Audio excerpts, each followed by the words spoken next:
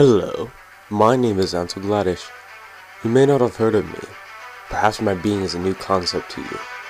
If that's to be true, then make sure you mark this day as the day you first heard of the great Arthur Ansel.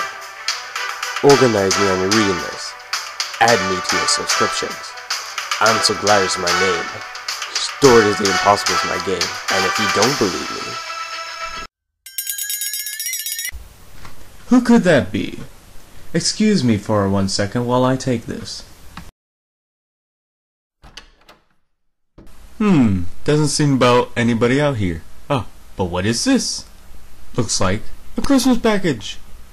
And it's from the Hatter.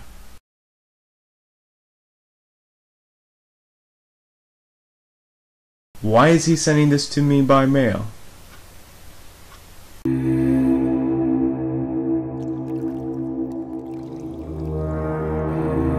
He usually just pops in through his hat. Maybe this is his way of saying sorry.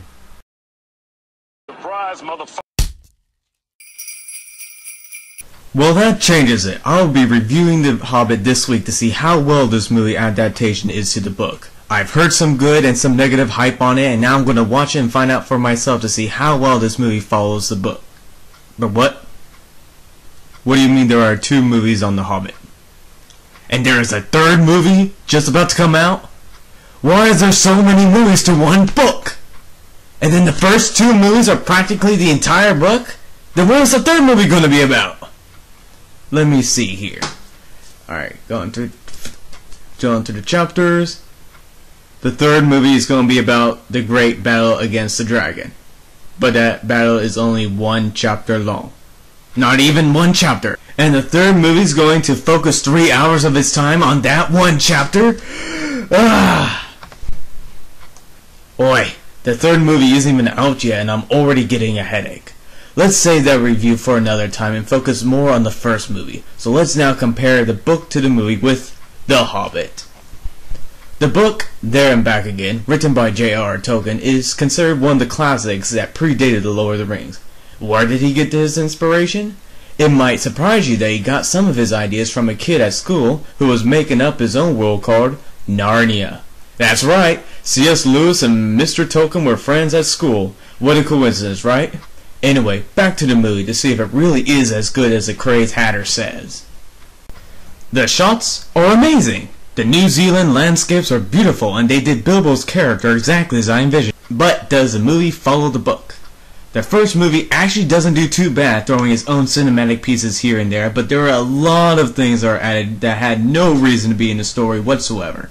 The dwarves, oh, they were fun to watch, but why do a few of them look like humans? They don't look like dwarves. And then I had to find out later that they made them more handsome so that way the dwarf and the she-elf can have some on-camera nookie time. Don't throw romance into an action-adventure story. Tolkien didn't like it much and neither do I. When all I want to see is Radagast? The brown wizard? He wasn't in the book. He was mentioned, but he wasn't in the story, so why did they have him in the movie? Oh, so the audience can laugh at him riding a sleigh pulled by rabbits.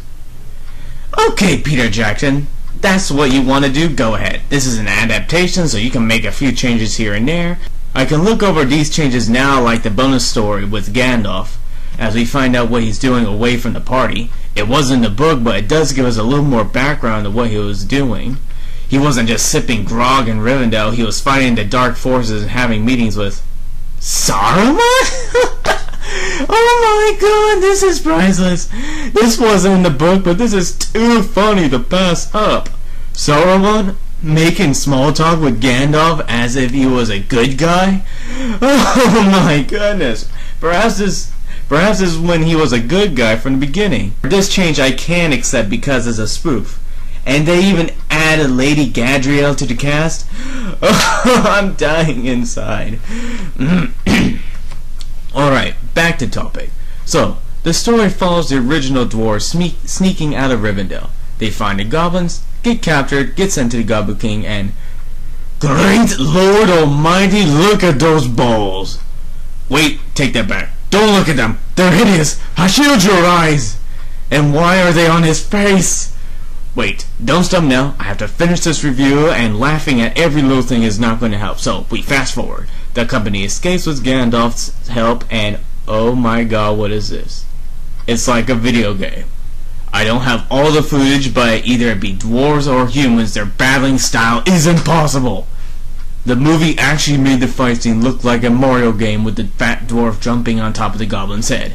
Unbelievable! Well, as long as those are the only differences in those movies, some are just added bonuses while others are... Who the heck is that? It looks like an albino goblin pumped up on steroids. Where did he come from? Where's my book? Okay. He is Blog, son of Azog the Defiler, and only appeared at the end of the book when the five armies meet. He doesn't even have a line. His name is mentioned only once or twice, so why do I see him now as the main protagonist in this movie? Him and Thorin have a crucial battle and the dwarves barely escape, and this isn't going to get resolved for another 6 hours of the movie time. Peter Jackson, what are you doing? Was the original Hobbit's tale not good enough? There is so much screen time with the orc that you can make a separate film just on this albino freak. Not to mention a third film that would show only the love shots between the supposedly cute couple. But, by God, that was fun, but really unbelievable. Okay, now so look at the eagles drop them off near the mountain. Not at the mountain, near the mountain. Near the movie's end, and there... No, I'm sorry, the movie ends there. I still don't know why it's another trilogy, but it is. It's too long for an adventure that should be summed up in 2 hours. There are too many subplots, too many romances going around, and that's because there was supposed to be no romance to begin with.